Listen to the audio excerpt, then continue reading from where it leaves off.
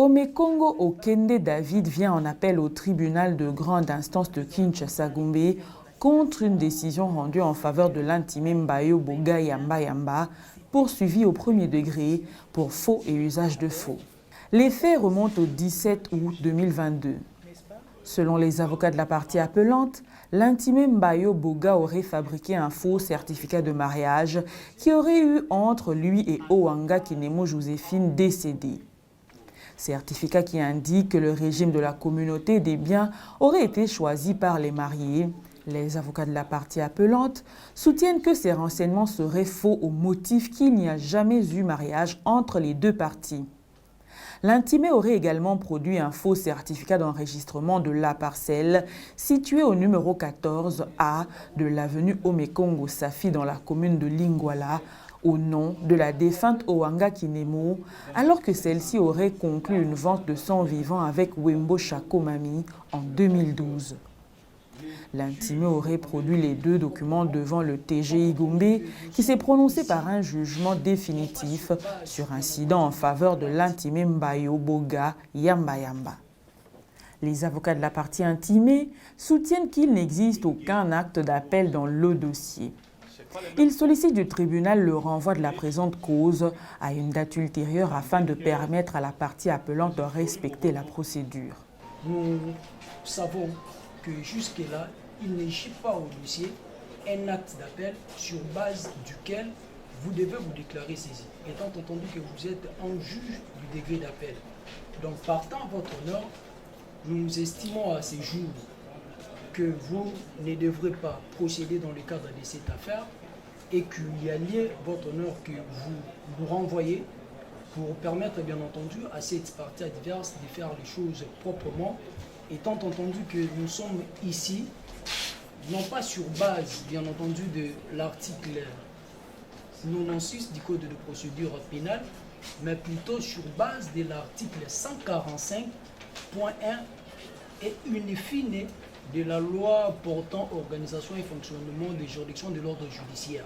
Les avocats de la partie appelante affirment pour leur part qu'il n'y a pas eu un appel contre la décision rendue au premier degré, au motif qu'il y aurait déjà un appel contre une autre affaire statuée par le tribunal de grande instance de Kinshasa-Gombe. Ils demandent au tribunal de rejeter la requête de renvoi formulée par la partie intimée.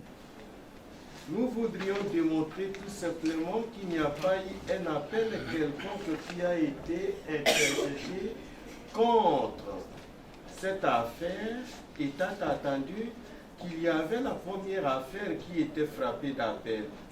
Et pour éviter de revenir sur une affaire qui a été déjà statuée par le même tribunal, mais revenue sous un autre numéro, et pour éviter la contradiction de décision judiciaire, celle-ci n'a subi aucune instruction ni décision quelconque, mais il a jugé utile pour une bonne et saine administration de la justice que cette affaire qui était nouvellement inscrite soit renvoyée à la juridiction supérieure pour en être jointe à la première affaire qui a été frappée d'appel. Donc, concluons par rapport à ces moyens, ça ne vaut pas la peine que nous puissions renvoyer la cause pour chercher le sexe des anges. Dès lors qu'il n'y a jamais eu une décision quelconque, mais néanmoins, le premier juge a jugé utile au bénéfice d'une bonne et saine administration de la justice de renvoyer cette cause qui a été enrôlée devant la juridiction d'appel pour le même effet, opposant le même parti, de pouvoir en connaître, donc joindre tout simplement cette pièce. Qu'en conséquence, il n'y a qu'une affaire au moins qui a été frappée d'appel que nous devons examiner si ça serait possible de pouvoir le joindre tel que dit cette correspondance et ça sera invictive. Nous avons dit. Les avocats de la partie appelante affirment que le premier juge avait soutenu sa décision par le moyen d'obscurité du libellé, alors que le lieu de la commission des faits était bien déterminé dans la citation directe. Les avocats de la partie intimée soutiennent que l'exploit n'observait pas les dispositions de l'article 57 du Code de procédure civile qui stipule la citation contient l'indication de la nature de la date et du lieu des faits dont il aura à répondre. Il demande au tribunal de confirmer l'œuvre du premier juge. À la décision prise par le premier juge, il n'en a pas tenu compte. Il dit non, je déclare l'irrécevabilité de la présente cause au motif qu'il y a obscurité dans les libellés. Pourquoi obscurité dans les libellés? Parce que le lieu de la commission de cette infraction n'est pas déterminé dans votre contrat judiciaire. C'est alors que l'estimé confrère prenant parole, il est revenu sur la citation directe qui est les contrats judiciaires liant les parties. Et il a donné lecture de ce paragraphe qui prouve à suffisance que les lieux auxquels le fait pour lesquels il poursuivait le cité étaient très bien déterminés et même les circonstances circonscrites quand et où il en a déterminé.